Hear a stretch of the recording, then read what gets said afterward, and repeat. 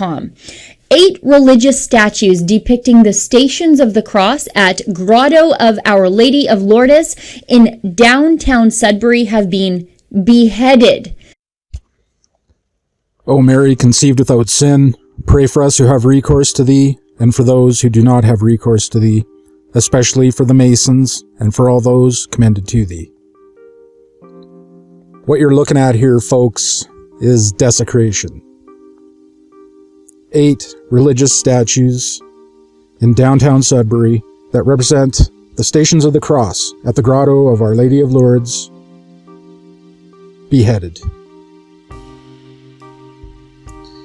According to an article by North Bay Nugget, those responsible, however, remain unknown, and with no video surveillance, no suspects, and no witnesses, it doesn't appear as though this fact will be changing anytime soon. But this isn't the first time these kinds of desecrations have happened in Canada recently. As early as October of 2019, a statue of the baby Jesus was beheaded in a Catholic church south of Edmonton. The front door of St. John the Baptist Church, 120 kilometers south of Edmonton, had been pried open. The head of a 100-year-old statue of the baby Jesus was severed. A statue of St. John the Baptist, the tabernacle, a couple of vases, and roughly 20 candle holders were also damaged. In May of 2019, 2 Catholic churches were desecrated in the province of Manitoba.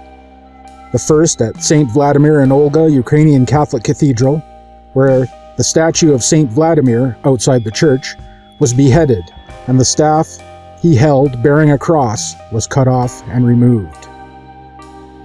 A few days later, parishioners at St. Francis Xavier Roman Catholic Parish arrived to a nasty surprise one Sunday morning, discovering vandals had hit their church. There was widespread damage within the historic church. Several statues had been destroyed, their heads smashed into pieces. A statue of St. Francis Xavier was left intact, but a cross in his hand was removed and badly damaged. It appears the vandals also grabbed the church's fire extinguisher and sprayed it all over. In March of 2019, at St. Joseph's Oratory in Montreal, a 77-year-old priest was stabbed twice while saying Mass.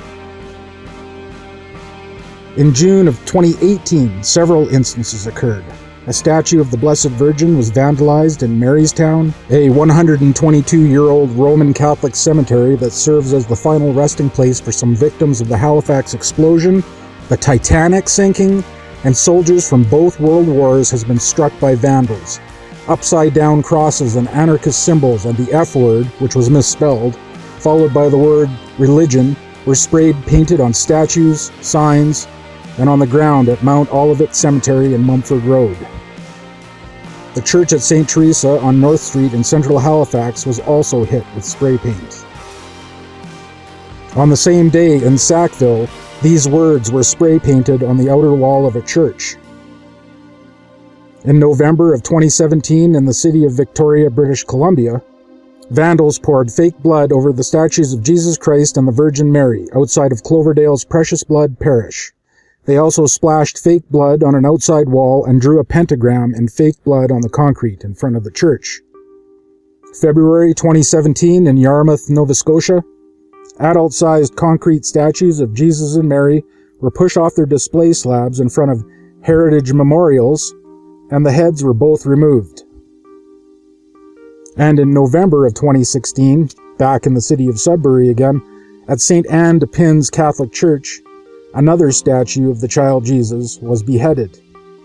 Why have the majority of these so-called vandalisms been beheadings? If not that, then related to anarchist and satanic graffiti. It seems more of a pattern than random acts of so-called mischief. Our political leaders are there when Buddhist temples are vandalized, or when a mosque gets egged, and are quick to point the finger at hate crime, but are silent when Christians receive the same treatment. Where are our church leaders and shepherds during these outrages? Why do they remain silent? And in conclusion, I can only pray to the Sacred Heart of Jesus, through the Immaculate Heart of Mary, that the hearts and minds of those responsible for these desecrations are changed, and the revolution that they so hold dear falls apart in their faces. Catholic Northman, out.